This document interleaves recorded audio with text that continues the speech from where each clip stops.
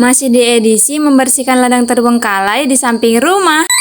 Hai guys, tapi sebelum mulai bekerja aku mau antar bocil-bocil ini dulu ke acara pesta ulang tahun bestinya. Ini tuh masih sekitar jam 4 sore ya guys. Karena dari tadi mereka ini udah nggak sabaran, jadi ya udah aku antar dulu ya. Dan nggak pakai lama, ini aku udah sampai di rumah dan langsung ke ladang. Dan ini dia jadwal yang harus aku selesaikan hari ini. Akhirnya sampai di ujung ini juga ya guys. Perjuangan selama 1 minggu untuk sampai di ujung sini. Nah oke, nggak pakai lama, ini aku langsung mau kerja. Tapi di sini aku mau bersihkan daun-daun kering ini dulu ya. Ini mau aku kumpulkan dulu supaya nanti rumput-rumput kecil di bawahnya itu juga bisa bersih semua. Ini tuh sampah-sampah dari daun kering pohon alpukat yang ada di belakang aku itu ya. Lanjut, sampahnya udah terkumpul, aku mau langsung mencangkul. Sebenarnya guys, cangkul yang aku pakai ini menurutku gagangnya itu terlalu pendek ya. Makanya kalau pakainya itu aku harus sampai membungkuk. Dan kalian tahu ini lumayan bikin sakit pinggang loh guys. Dan mulai hari pertama aku membersihkan ladang ini, air yang aku minum itu 2 kali lipat lebih banyak daripada yang biasanya. Karena memang aku menjaga supaya nanti pinggangku tidak sakit. Ditambah lagi karena kerjanya pas panas-panas, udah pasti jadi lebih haus dari biasanya. Nah, oke guys, kita lanjut ke video. Ini udah hampir selesai separuh ya. Dan di sini tuh ada beberapa tanaman yang aku biarkan hidup. Ada pohon tebu, nanas dan juga temulawak. Siapa tahu nanti butuh, jadi ya udah dibiarin aja hidup ya. Oke, lanjut. Karena beberapa hari ini kita masih membahas soal ladang, aku jadi teringat waktu aku masih sekolah dulu. Kalau udah tiba libur lebaran, kan itu lama guys, bisa sampai 2 minggu. Bapak sama mama pasti ngajak kami ke ladang. Dan yang paling seru itu kami nginap di ladang. Padahal waktu itu di ladang bapak belum masuk listrik ya guys. Jadi kalau udah malam, kami itu cuma pakai lampu yang diisi pakai minyak tanah. Kalau tidur di ladang itu rasanya tenang kali. Gak ada suara berisik dan suasananya juga adem. Makanya waktu kami nginap di ladang jam 8 malam itu pasti udah tidur. Karena memang gak tahu lagi mau ngapain, dan pada saat itu nggak ada TV, handphone juga nggak ada. Jadi setiap malam itu udah pasti tidurnya cepat. Setelah jauh dari orang tua, kenangan yang indah kayak gitu udah pasti nggak akan bisa terlupakan. Dan semoga suatu hari nanti bisa mengulang lagi kenangan yang indah itu. Karena sampai sekarang bapak sama mama itu masih tinggal di ladang. Oke guys, nggak terasa pekerjaan hari ini udah selesai. Memang paling betul ya guys, kalau kita kerja sambil cerita itu nggak akan terasa kerjanya udah selesai. Ya udah, kerjanya hari ini sampai di sini dulu. Besok kita lanjut lagi. Dadah.